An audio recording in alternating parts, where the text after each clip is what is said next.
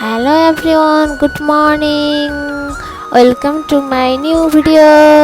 सबैजना सन्चै हुनुहुन्छ, म पनि सन्चै छु। आज चाहिँ मेरो मन्डे स्पेशल भिडियो बनाउन गइरहेकी छु किनकि आज चाहिँ मेरो सोमबारको व्रत छ अनि त्यसपछि व्रतको दिन आज म भिडियो गराउँछु भनेर भिडियोहरू गराइरहेकी छु।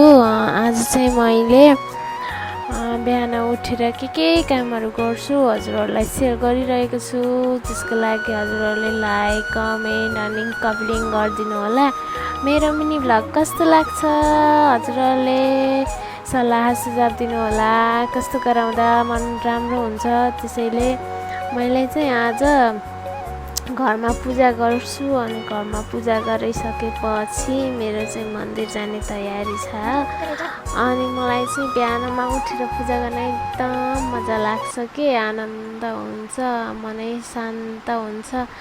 भगवानप्रति आस्था राख्नुपर्छ साथीहरू, भगवान भएरै त हामी छौँ नि त होइन र आफू कसरी खुसी हुने हो भन्ने कुरातिर लाग्नुपर्छ के। अहिलेको जेनेरेसनमा खुट्टा तान्ने र अघि बढ्न नदिने त धेरै हुन्छन्, तर अरूको कुरा सुन्नु हुँदैन।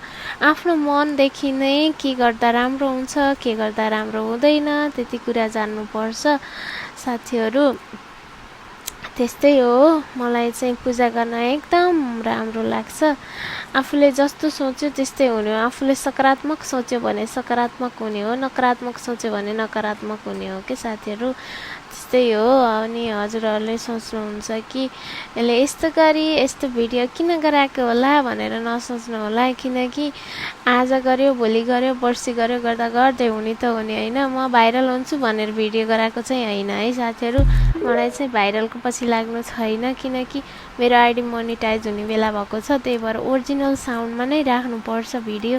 त्यसैले मैले अलिअलि भिडियोहरू क्लिप गरिरहेको हुन्छु बेला बेला। मैले चाहिँ पहिला एकदम भिडियो गराइरहेको थिएँ कि आजभोलि हो मैले अल्छी गरेको, किनभने मलाई आजभोलि त्यति जाँगर लाग्दैन के।